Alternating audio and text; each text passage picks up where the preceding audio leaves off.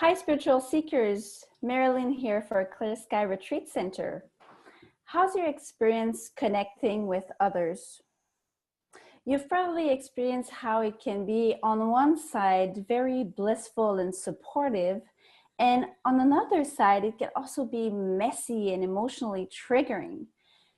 But how to find harmony in between us, even though we have many different backgrounds and differences of opinions?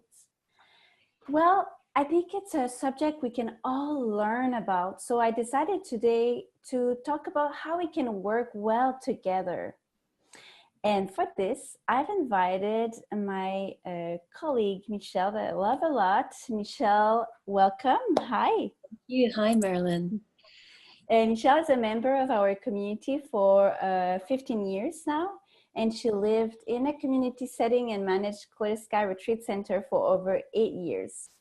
Michelle, my question is, how to make it easier with others? Mike is yours. Thanks, Maryline. Great question. First thing that comes to mind is communication. If we start with communication, that's a way that we connect with others. As humans, we have this incredible ability to communicate through language. Sounds simple, right? It can get messy and it can be emotionally triggering. So we want to use conversations as a practice ground to cultivate awareness, to connect with ourselves and connect with others more deeply. That takes willingness and it takes practice. So I've got 5 tips that I want to share with you, and I learned many of these through working with Karen and Duncan, who are teaching the Ignite Your Spiritual Life course. And I wanted to share some of these things. Obviously, I'm assuming that you're present and you're aware about what's going on for you, inner communication. So what we're focusing on is our outer communication. The first thing I want to share is get curious and invite exploration. How do you do that? Find out what languages are being used. Maybe literally, are you speaking the same language? But also check in and pay attention to age and culture, gender, any beliefs or body language of the people that you're speaking with.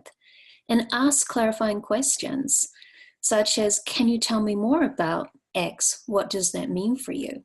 Or, do you mean yes or no? Do you need more time to think about this? Maybe someone's saying yes and shaking their head. Can be confusing, right? So we want to ask questions. Next tip is listen and mirror back. For example, I'm hearing you say X. You feel X when Y happens. Is that what you're saying? And just check in. Sometimes I have assumptions I'm not aware of. So when I practice this, I can make sure I'm really present for the other person. Obviously, we want to create a container that is safe where people can speak their truth. And we want to invite that. And the best way to do that is to actually step into that space yourself and be vulnerable and share what's going on and ask, what would you do?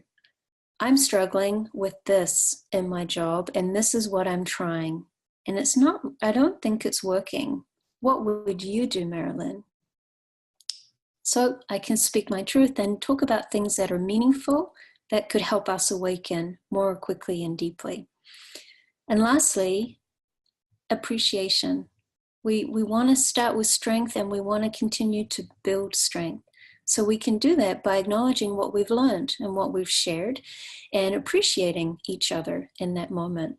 And that way we can come back and spark up new conversations that can take us deeper and that can open new ground for learning.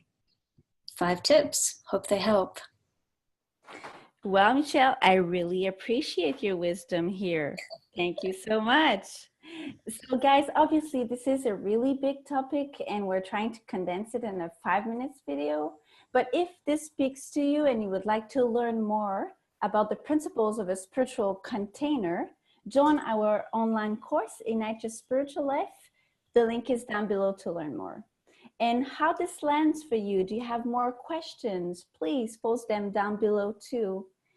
Whatever you have learned here may be of service to you and many other beings to awaken more quickly and deeply.